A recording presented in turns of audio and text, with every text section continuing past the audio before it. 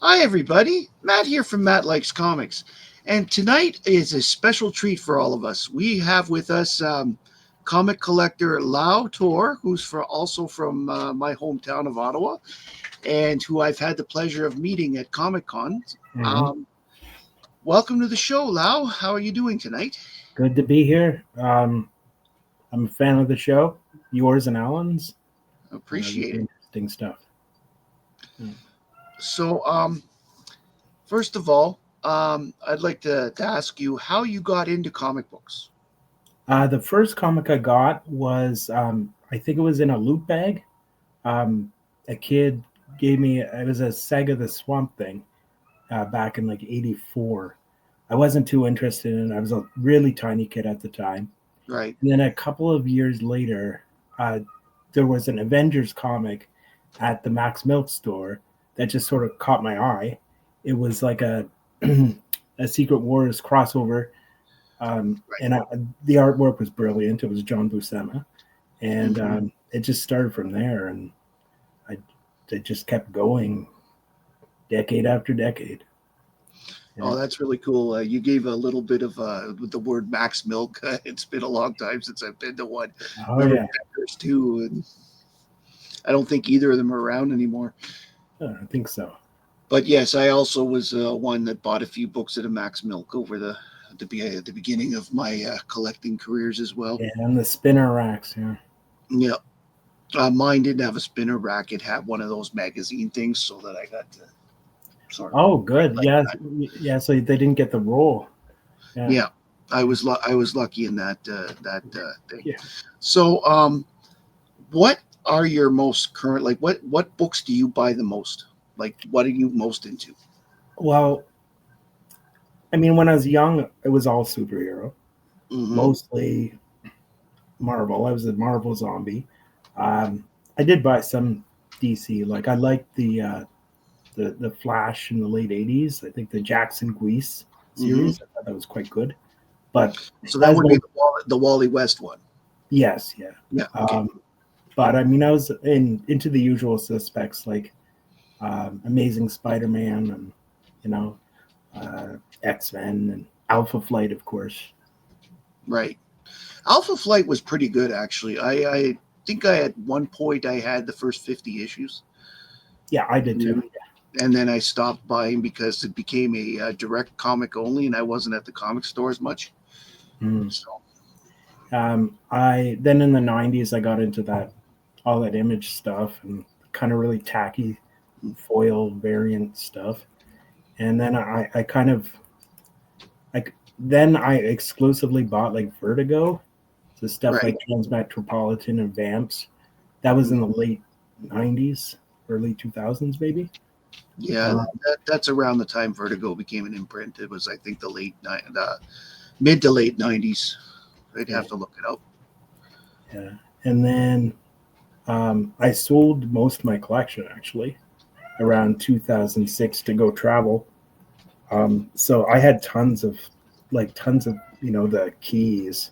I had Hmm. tons of those from the Silver Age and Bronze Age and whatnot.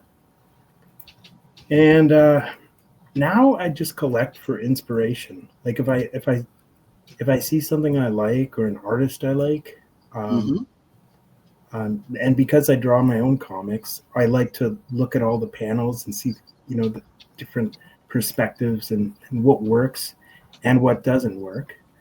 Um, and um, I'm really nostalgic. I kind of like old stuff. Um, Right. so Yeah. so I tend to be looking for anything but at least 50 years old.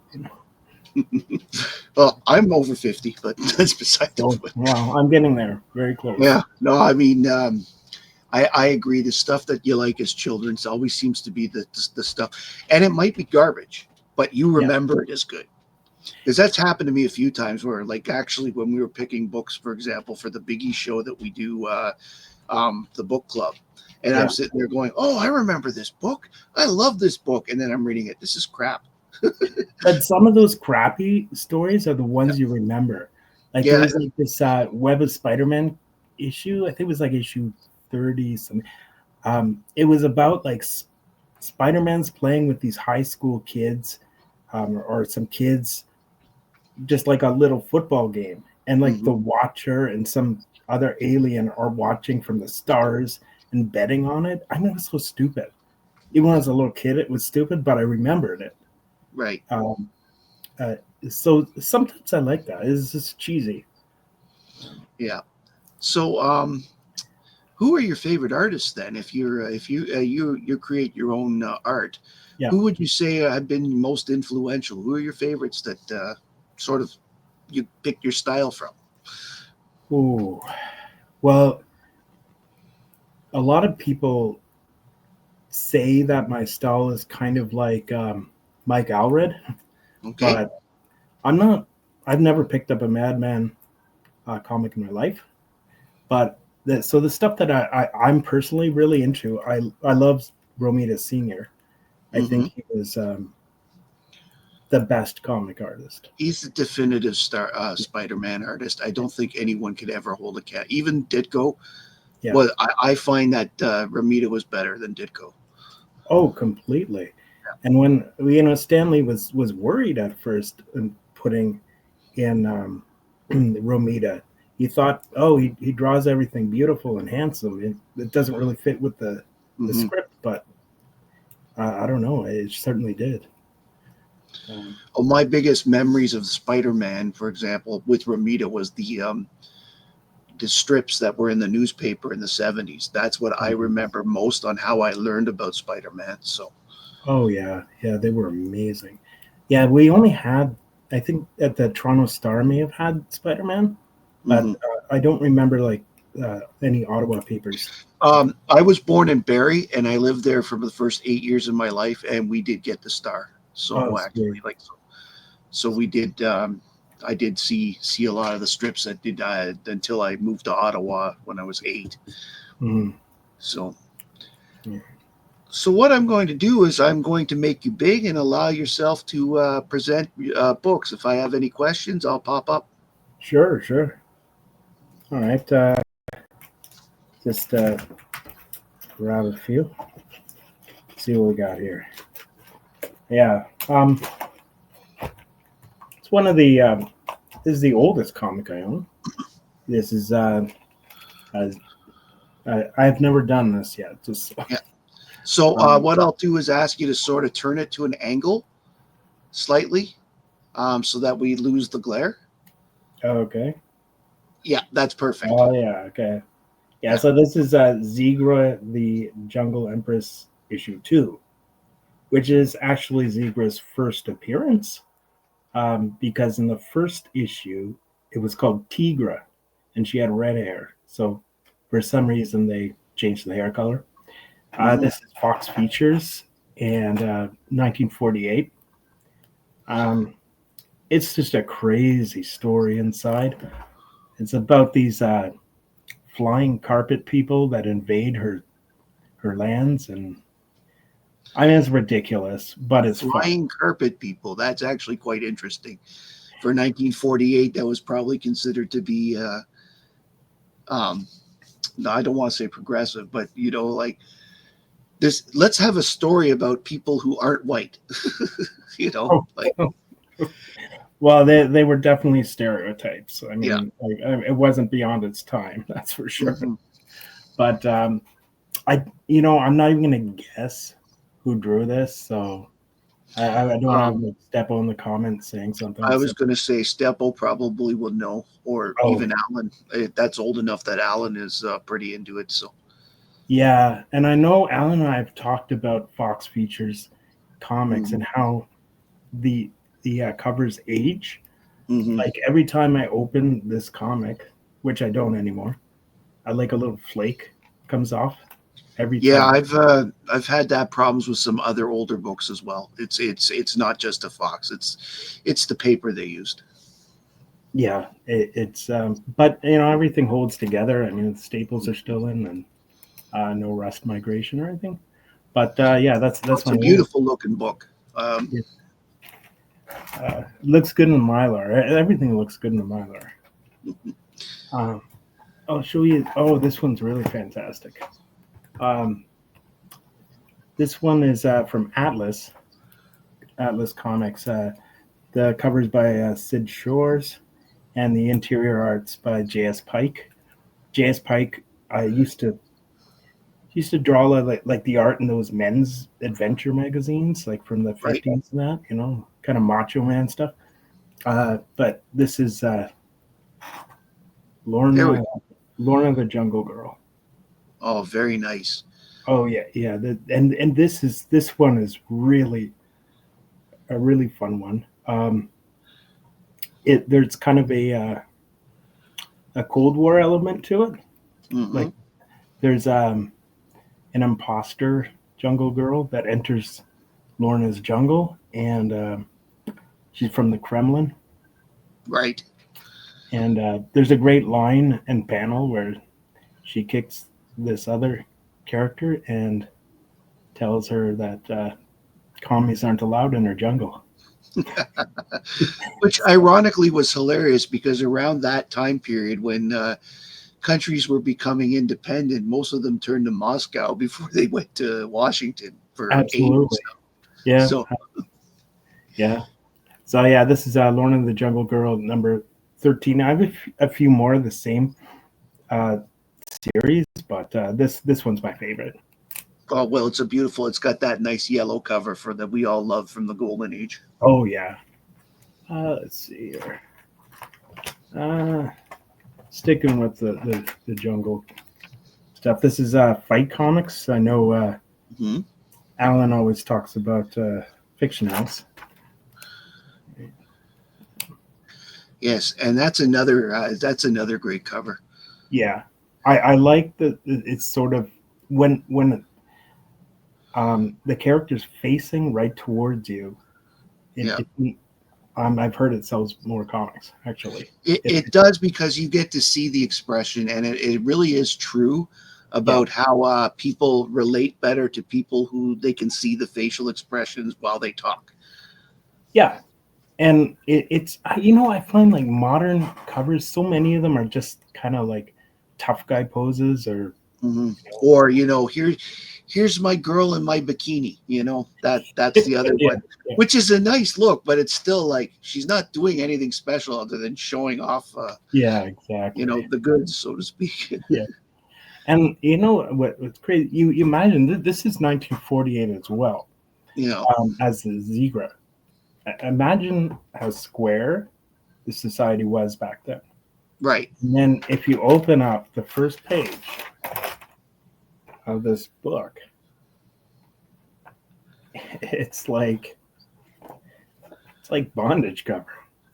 Oh yes. you know, it's just and kids, you can tell by the advertisements, it's for kids. You Hmm. get kids advertisements, you get adult advertisements. So like the whole family was reading these books. I Um, always get a kick when Steppo shows books that have, like get your Daisy rifle on the back here, or yeah, buy a desk for 98 cents. It's like, what? 98 cents exactly. Yeah, there's some really wild advertisements. Mhm. I'll show one more Jungle Girl. This is Sheena. The best of the best, as far as I'm Yeah, concerned. yeah, I know that Alan likes Rula better, but I like Sheena the best. yeah. And this is Maurice Whitman cover, 1952. Like after Jungle or Jumbo Comics that used to feature Sheena, Yeah. kind of it was kind of slowing a bit, and they were kind of changing the concepts. So they started like a Sheena standalone, Mhm. and this is issue 18, which is the last issue of it. Well, Uh, if there's one thing that Superman's individual title showed is that books about characters, hmm, if they're the only character in the book, sold better than the anthology titles, and that's why the anthology titles slowly moved away, and they moved away from them, which is hmm, too bad because anthologies have always been my favorite. But it doesn't surprise me because even if Jungle Comics was all Sheena, it still hmm. would sell better with the name on it. Exactly. Yeah, and which is yeah, which is why I kind of prefer this. That like just have the Sheena written rather than Jumbo. Jumbo kind of sounds random to the collector, but um, yeah. Although there's Jungle Books that um, and Fight and stuff like that. Some of those other characters like Senorita Rito and Kale Kirby and stuff. They were also good stories. Um, Yeah, here I've got this book that I've been reading that I ordered recently. It's the League of Regrettable Superheroes, and it's amazing how many of these guys, like that were in anthology books that didn't quite make it past 6 or 7 issues. oh yeah, are those public domain or? A good chunk of them are, but some of them, believe it or not, Doll Man is in here. Oh, okay, yeah. Son of Satan is in here, and but the reason I bought the book, our man the ferret is in here. Oh, okay, yeah. Yeah. Oh, fair. I still haven't checked him out. I don't know if I am though, to be honest. Oh, no one is obligated. I mean, it's a gag that's gone on probably a little too long, but the problem is every time we think we're done with it, we find another appearance or something, and it just keeps going. Yeah, I guess we're on to Canoe Head though, so Yes, I know, and I can tell you that after last night, all 6 of us are going to have a copy. yeah, right on. Lyle. Yeah, I could change up some couple of others. Um, this one it's an old Charlton book. It's called Reptosaurus. I have not seen a Reptosaurus in years. I Oh always yeah, remember the terrible. That's the best part of his Reptosaurus, the terrible. yeah. You know, It's an apt description, to be yeah. honest. It's really well drawn, but there's not much going on there. Hmm. What I've read about the history behind this is several years before Reptosaurus, um, Charlton had a deal for a character called what is it? Repto. There's another. Yeah, there was another character with a similar name. Yeah, Uh, yeah, it's and in my head, but I just can't seem to find it. yeah, yeah. Mark in the comments if you know. Yeah. Uh, but this was sort of a replacement for that character, and No, yeah, there was a rights issue. yeah, I remember that part. And if there was one thing about Charlton, as a company founded by 2 crooked lawyers, both had done, they met in jail. So that tells you where they wow. were. Okay. So they did not want to leave themselves open to any lawsuits. So Um, well, do you know why the font was always so terrible and the word because bubbles? they were okay, because they paid the worst rates in the comic book industry. So they didn't exactly they sometimes you get some good stuff, like they had Jim Aparo and Dick Giordano working for them at Yes, one yes, point, they did. Yeah. but and even Steve Ditko, Mhm. but you get what you pay for. And literally the lettering was done, if it wasn't done by the artist himself, like an Aparo, it Mhm. was literally done by the copy boy who was like 19, 20 years old here, making $1 an hour or whatever they paid back then. Yeah, it's unfortunate because the text just takes the life out of the story. You know. And as a result, as well, there are a lot of spelling errors that weren't caught because the editors didn't bother taking the time to read it. Yeah, I have a Charlton where one of the panels, a character is missing an eye. Yep, Like I couldn't believe it. Like, how do you overlook this? Um, because Charlton was just that kind of operation. yeah, like also sometimes you find like like in newspapers you get that sort of serrated edge along the side. Right?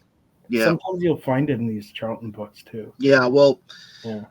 they basically had this old. It was old when they started printing Mhm. press, And what had happened was the company made their money doing things like cereal boxes, printing that kind of sort of stuff. And then they Mhm. realized there was 8 hours a day that the press wasn't working, so they got into comic books as a way to keep the press going 24 hours. Oh, well, that makes a lot of sense then. So they weren't necessarily worried about the quality; they just wanted quantity out. Yeah. And Yeah. I mean, I held a lot of hopes when I picked this up, but when I mhm, read it, the art is really good, but yeah, unfortunately, always be at least any Charlton before say 1975. Always be prepared to be a little disappointed with the results. yeah. Another thing they do is they blow their entire budget on a really nice cover, and then you look on the interiors, and it's Yeah. completely um, like I have. I think. Let's see if I can find it. Yeah, yeah. This is a Dick Giordano one. Sue and Sully Smith, Yes, you and can tell by I'm very reasonably familiar with Giordano. mm, The guy could pencil pretty well, but he was a better inker, and that's why he did mostly inking after this. But yeah, that's me. But and that's the thing. Giordano was the editor in chief. He was the head of the comics division or whatever, but he just didn't have enough time in the day to look at everything. So, yeah, but but the Flying Nurses was a good title, mostly from the art. oh yeah, it was really it was I silly. don't, yeah, For I sure. don't own a lot now because Mhm. I sold it all when I got rid of my first collection when I went to college and moved out of my parents' place. But back then in that first collection, I had a lot of Charlton. I don't have a lot now, and I would like to get some, but I'm finding because the paper is so bad, they're deteriorating faster than anything else from the 60s, and Mhm. it's hard to find anything. Uh, okay, circling back to Romita, this is in I think this is 1969. Uh, Marvel decided to take their some of their best artists and create a romance title, our love story. Just put it on an angle slightly. There we go. Yeah. So that this covers being homage like quite a bit. But it is damn good. Like that one is worth. It's so underrated. It should be worth at least twice of what it is right now. Oh, exactly. And I've seen it for like $50 in 7.5 to 9 in yeah, that range, and I'm like, why isn't this more? It's Ramita, it's a number one, and it's Marvel Comics. Like, yeah, I don't get it. And it's also the Mary Jane cover. Not that it's Mary Jane, but no, I know what you're saying though. yeah. It, and the series went on for like something like 38 issues, um, something like that. Mhm. And it just featured like Steranko, it featured Buscema and Romita, like all their best artists. Yeah, and they took them off of their superhero titles. Or I don't know. I don't think they did, but Mhm. um, you'd think that they would get their second stringers or bench Well, warmers to a lot of titles do this back stuff. then, right? Like that weren't like big the big stars were Mhm. bi-monthly back then, so you could afford to have like, okay, he's working on Amazing Spider-Man this month, next month he can work on our love story. Like Yeah. Aparo did that for years with Aquaman and Phantom Stranger because both were every second month. Mhm. So he did that for about 2 years where he was working on one and the other and still had time to do Brave and the Bold. So Yeah. Well, so some of these artists are just incredibly prolific. Like mhm. look at John Byrne. I mean, it's like he drew everything in the 80s. It So sure feels like it, eh? yeah. And writing to boot because he wrote both the Fantastic Four and Mhm. Alpha Flight, and then after he left Marvel, he was writing most of the Superman books. Yeah. Yeah. So, Oh, he was incredible. Yeah. Uh, oh yeah. Yeah. I guess I'll show my Millie collection. So Millie's a nice one too. I have a couple of Millies. yeah. Yeah. Uh, I Mine are find, both Dan DeCarlos. yeah, I find it.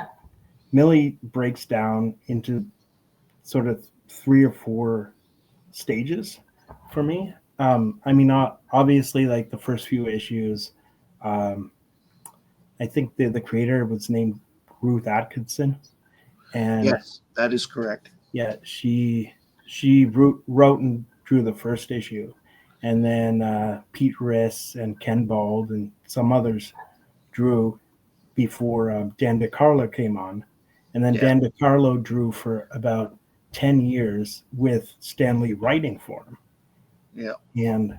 and then after that there was Stan Goldman and Stan Lee, and And DeCarlo being able to moonlight both at Archie and Marvel, he must have made a pretty decent living. oh yeah, and, He's and lucky though in the sense that most of the stories for both books were like 6 to 8 pages. So yeah, yeah, and if you look at I mean, there's a lot of like fan sites and stuff for Millie mhm. that I'm on, and everybody likes the DeCarlo era, and that's why if you look on eBay or what have you, there's a distinct drop off in value after Yeah, issue 92, which is when DeCarlo stops drawing. So I'll but show it you. does pick up again when Dan Parent comes on the to the Archie books Oh yeah, because Parent's style, at least with Archie, is almost it's definitely heavily influenced, if not almost an exact duplicate at times. So yeah, and he always comes to Ottawa too, right? So yeah, well, he doesn't live very far. I've talked to him. He literally lives just over the border, and half his family is in Quebec. okay. So Oh, oh, that's interesting. I'll show you issue 77. This is a Dan DeCarlo cover. It's the old trope of stopping yeah, the traffic.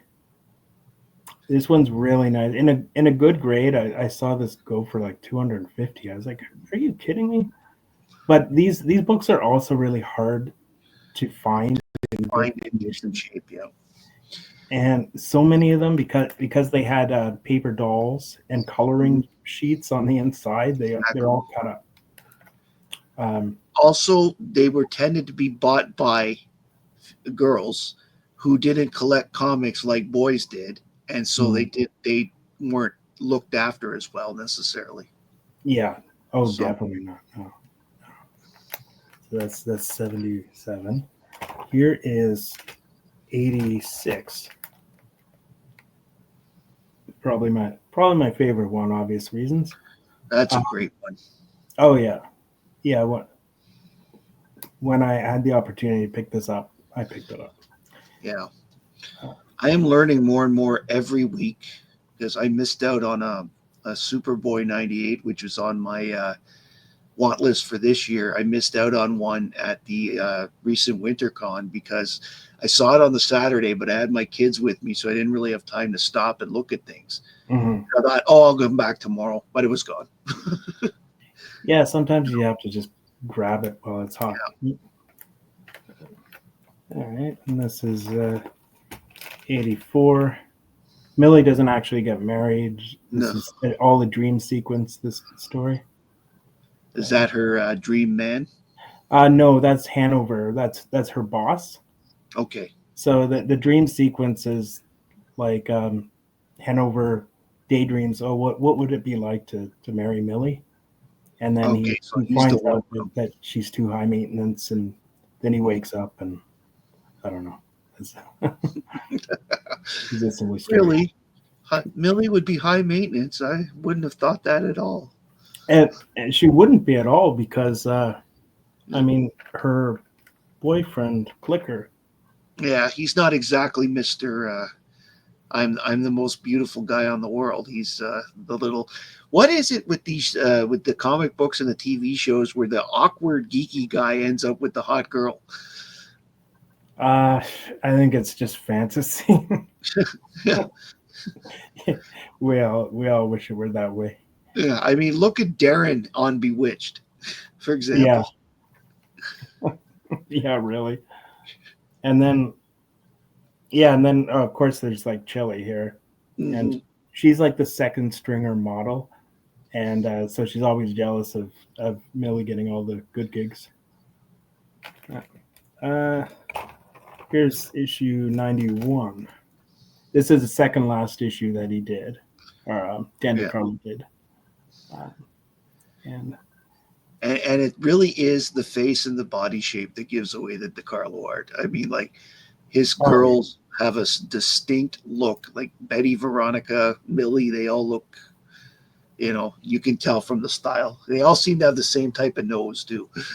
yeah, exactly. I mean, and um, unlike Archie, the Archie characters, where he kind of had to watch himself a little Hmm. um, in the way he drew with the curves. Yeah. Uh, Millie is a model, so he could kind of expand on that. Uh, Yeah, I came across an interview done with one of the founders of MLJ, as you said, and their instructions to people were you could draw if Veronica and Betty were fully clothed, you could get away with a little more curve, but if they were in their bikinis, a little less. We didn't want to go for that PG, yeah, X-rated, R rating. They needed to stay within the code, right? So, exactly. Yeah. yeah. Yeah. And yeah, so yeah, this one got this one off of my comic shop, and it's kind of thank you. I, they I gave can't even hear it now, the word anymore without hitting the bell. it's So good very you have powerful. one. I don't have one, so yeah. Um, but yeah, they gave it a 2. But and when I opened it, all the coloring pages were filled in. I'm like, oh come on, Mm. man, you know. But I Did think you I think pay a higher price, or did you pay what would be consummate for that? oh, it was very low. It was an Uh, auction, so yeah. because my comic shop is very good at their grading. I always find they undergrade slightly, Yeah, and I've had mostly good that, experiences. Yeah. yeah. Um, I'm discovering too, since I got a stackery, how much I'm saving on shipping. Just getting it sent from to a United States address. oh, it's crazy now. It's less than half easily. Yeah, and I noticed that the one time I I got an order from my comic shop, it was pure related to me, and then another time it just came through Canada Post. So Hmm. I wasn't really I'm not sure like what exactly happens because You you're might paying. have paid. You might have picked a different option Hmm. because I've had that happen too, where I've had it come. But at the same time, did you have to pay duty on the Purelator one? Yes, I did. That's why probably because to be when there's duty, the Purelator guys who are owned by Canada Post, they have the authority to collect. Where the Canada Post guys will put a little sticker on your thing and you got to go pick it up. Yeah, So yeah, and you consider the currency exchange rate at this day and age, what it was like 68 cents or something crazy like that. Um, I would like to shop more, but, exactly. I just can't. Uh, I'll show an early Goldberg, Millie. This is issue 98. This is when she gets her new hairdo. Yeah, and yet she still manages to look the same. I think that's great in terms It of the is. facial and the figure. Like so, they've the at this point they've got a house style for her, and that's fantastic. Yeah. Although it does change around issue 120, around there, they get sort of a more realistic romance Hmm. comic style that lasts about 20 issues, and then they just go back to Goldberg after that, all the way until what, the 70s. How many issues did Billy go? I know it was actually a long run. So Oh yeah, it's Marvel's like longest teen comic. Um, I mean, it went from the 40s to the 70s, I think. yeah, that sounds about right. Hmm. Yeah, I'm not too sure how many issues though. I have that on hand. But yeah, those are some millies. Um, I could show you some original art, but not of my own. Certainly. Yeah, okay. This one comes with a story, though, if you could indulge me. Of course. Okay, so the story starts in 1987. I'm somewhere around Oshawa, Ontario. I'm a little kid. I'm dragged to a wedding, so I'm just sitting there sketching and drawing, and two old people come up to me. I guess they're like distant relatives, and they ask me, "Oh, what do you like? What grade are you in?" And I told them I like comics and I like drawing comics, and that I want to become a comic illustrator one day. And they said, "Oh, really? It just so happens that our next door neighbor is a comic artist." I'm like, "Really? Do you know somebody named Dave Ross?" I'm like, Dave Ross. Like when when she said that, like my eyes just popped out of my sockets. Uh, he because he was drawing my favorite comic at the time, which was Alpha Flight. Right. So when John Byrne finished his run on Alpha Flight, they tested a few other artists like June Brigman and I don't know, I think he had like Mignola or something. Yeah, I remember that period well because Burn Mhm. was done, and for about 6 or 7 issues, they didn't have the same stylings, and some of them were pretty bad. Some were okay, but you didn't know what to expect, which was one of the reasons I ended up deciding it was not a big deal getting and giving up the book. But Yeah, but this was around issue 36, I think, was when Dave Ross started. So he was a few issues in. So when I heard that their next door neighbor was David Ross, I just couldn't believe it. And so I go home, and a few weeks later, a little package arrives, and yeah, I got a little sketch from oh, yeah, really nice. yeah, a personalized sketch wishing me the best in being an aspiring artist. That is Signed cool. Dave Ross. Yeah, And that is really cool because that looks really good, that Batman. yeah, like this wasn't one some sort of remark that took him 10 seconds. Like, No, this looks like it took a couple hours. yeah, so um, I I've kept this on my desk for decades. I've moved. I moved to Halifax. I moved to Vancouver. I moved overseas. Always brought this with me. Just it just sort of uh, if when I look at it, I'm encouraged to Yeah. continue drawing. Right, so it meant a lot to me. And then a few, then I come back from overseas, and there's an Ottawa Comic Con, and Dave Ross is there, so I show him that, and then he signs my Alpha Flight, so everything goes full circle. Yes, that is cool. I had that book. That was and by then I was actually happier that the art had gotten better. So it was a little disappointing. Is that a Guelph book? That is Judging by a, the price, by the price tag. price tag. Oh Yeah. yeah, Like, did you get that off Guelph? That's why I'm curious. I got this at a con. Yeah. Oh, it's a very nice nice book. Like it did get really good when Dave Ross was on it. So Yeah, yeah, and so and Will Portasio was an inker yeah. at that time, and he was put on inking duties. And when I got Wilts Portasio to sign this book that was at Fan Expo in Toronto a few years ago, and he told me that Dave Ross was like had some of the cleanest pencils, made it pretty easy to really up his skill. So Nice. yeah, so yeah, that's To me, like everything, it goes full circle. Comic books are very personal for me, Yeah. and for that reason, yeah. So, yeah. Have you got anything else for us, or Ah, let's see. I'm just checking before I go off you. That's why. Yeah, I think that's about all I got, Yeah. at least in this pile. Yeah. Well, honestly, Lau, that was a wonderful, wonderful group of books, and I really, really like the personalized stories.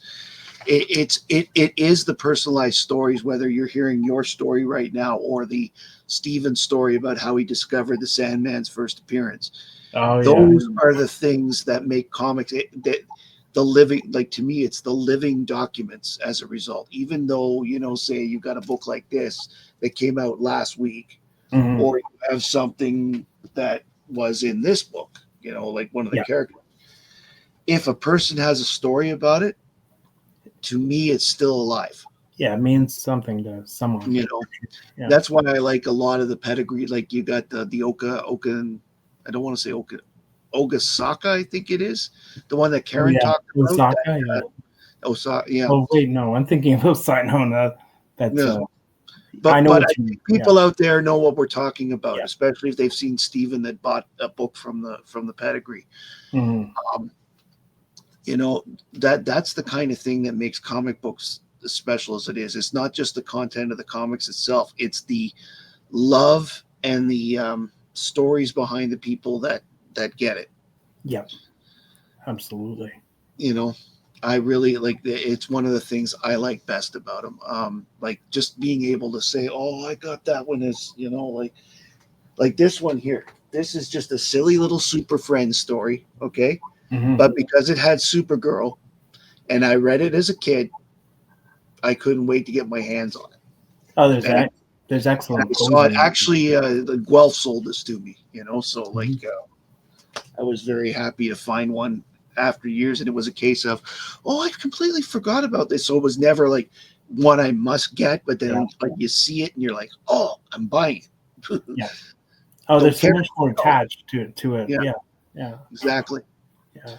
Well, Lau, I really want to thank you very much for taking some time to join us tonight. It's a pleasure. You Pleasure. know, and I'm sure I speak for everybody out there saying that they're going to enjoy that they're going to enjoy the stories, especially the one with the art there. Cool. So for those that don't, Lau is on Instagram. I'm going to put his Instagram in the thing. If Do Hmm. you take commissions? Yes, I do. Yeah. So if you're looking for a commission and or would like examples of what he does, Mhm. check out his Instagram. And as I said, I'll put it in the description of this video so that everybody can go out and get there. All right. Okay. Thank you, everybody, for joining us tonight. My name's Matt. I like comics, and I hope you do too. Bye, everybody. Bye.